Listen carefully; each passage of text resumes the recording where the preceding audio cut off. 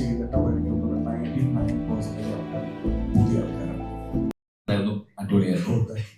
പക്ഷെ ടീച്ചറിൽ ആകപ്പാടെ 3 പേരെ കാണിച്ചിട്ടുള്ളൂ, രാജ് സാറ്, അപർണ, പിന്നെ ആ ഒരു പപ്പി. പോസ്റ്ററിലായാലും അധികം റിവീലിംഗ് ഒന്നുമില്ല. സോ ഒത്തിരി ആൾക്കാരില്ലാതെ കുറച്ച് ക്യാരക്ടറിൽ കോൺസെൻട്രേറ്റ് ചെയ്തിട്ടുള്ള ഒരു മൂവിയാണോ രുദ്രൻ?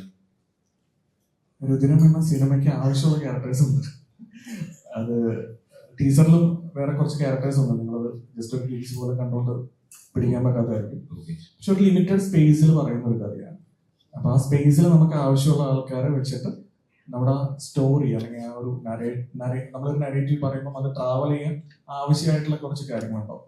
അപ്പം അതിൻ്റെ അകത്ത് ആക്ടേഴ്സ് ഉണ്ടാവും, ചിലപ്പോൾ നേച്ചർ ഉണ്ടാവും, നേച്ചറിന് പോലും ചിലപ്പം ഒരു ഇമ്പോർട്ടൻസ് ഉണ്ടാവും. അപ്പൊ ഇതെല്ലാം ഫുൾഫിൽ ചെയ്യുന്ന രീതിയിലാണ് നമ്മൾ അതിൻ്റെ ഒരു ജേണി കൊണ്ടുപോകാൻ ശ്രമിച്ചിട്ടുള്ളത്.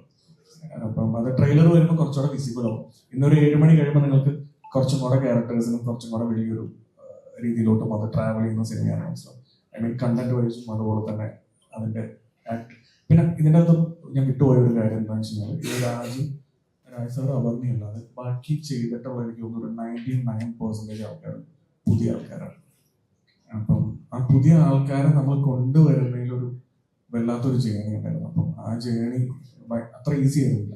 അപ്പം നമ്മൾ ആക്ച്വലി എന്ന് വെച്ചാൽ ഇത് പറയുന്ന ഒരു ബോർഡർ സ്പേസിലാണ്.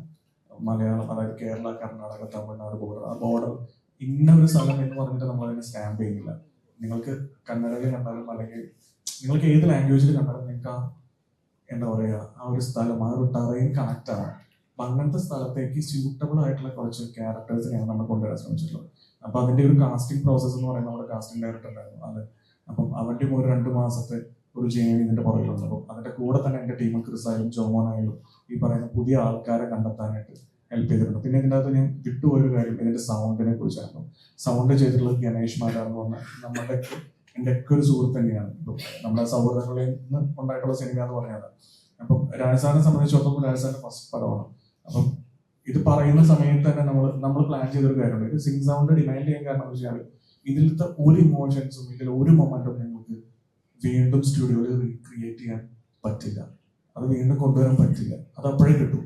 അപ്പം ആ ഒരു ജോബ് ഗണേശയുടെ ഗംഭീരമായിട്ട് ചെയ്തിട്ടുണ്ട്. അതിന്റെ റിസൾട്ട് ഗംഭീരമായിട്ട് വന്നിട്ടുണ്ട്. സാർ, പിന്നെ ഈ ക്യാരക്ടർ ചെയ്യാൻ രാജീവ് ഷെട്ടി ആയിരുന്നു സാറിന്റെ ഫസ്റ്റ് ചോയ്സ്? സാറ് മനസ്സിൽ വന്ന ആള് ഈ ധൈര്യപ്പോ? അല്ല, ഇതിന്റെ ഒരു ജേണി തുടങ്ങുന്നത് ഞാനും എന്റെ കോറൈറ്റർ കിരണും കൂടിയിട്ട് ഞങ്ങൾ ഈ സബ്ജക്ട് ഒരു ഫസ്റ്റ് ഡ്രാഫ്റ്റ് ലോക്ക് ചെയ്തിട്ട് ഞങ്ങൾ ആദ്യം പറയുന്ന അപർണയുടെ അടുത്താണ്. ഞാൻ അപർണയുടെ അടുത്ത് തൃശ്ശൂർ പോയി ഞങ്ങൾ കഥ പറയുന്നു. അപർണ കേട്ടപ്പോൾ ചേട്ടൻ നമുക്കത് ചെയ്യാമെന്ന് പറയുന്നു.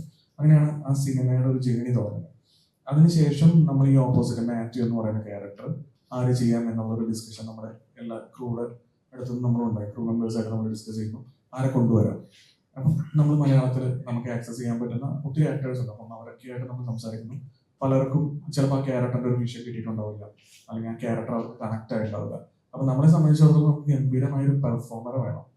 നമുക്കവിടെ ഒരു സ്റ്റാർ അല്ല വേണ്ടത്. അപർണയും എന്ന് പറയുന്നത് അപർണ അറിയാം, നമുക്കൊരു പെർഫോമറാണ്.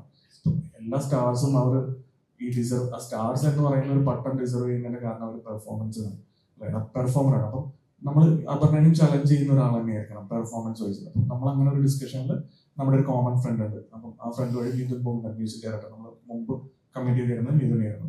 അപ്പം മിഥുൻ വഴി എനിക്കൊരു കോൺടാക്ട് കിട്ടി. അങ്ങനെ മിഥുനായിട്ട് ഞാൻ സംസാരിച്ചു. മിഥുനാണ് എനിക്ക് രാജ് സാറിനെ കണക്ട് ചെയ്തിരുന്നത്. അങ്ങനെ രാജ് സാറിന്റെ അടുത്ത് ഞാനിങ്ങനെ പറഞ്ഞു എനിക്ക് കഥ പറയണം. അപ്പം പുള്ളി എനിക്കൊരു അപ്പോയിന്റ്മെന്റ് മിഥുൻ ത്രൂ എടുത്ത് തന്നു. അങ്ങനെ ഞാൻ പോയി കഥ പറഞ്ഞു. എന്നെ സർപ്രൈസ് ആക്കിക്കൊണ്ട് രാജ് സാർ യെസ് എന്ന് പറയാണ്. ആ മൊമെന്റ് ഇപ്പോഴും വളരെ മെമ്മറബിൾ ആണ്. കൂടുതൽ വാർത്തകൾക്കായി B4 Blaze ഫോളോ ചെയ്യൂ, സബ്സ്ക്രൈബ് ചെയ്യൂ.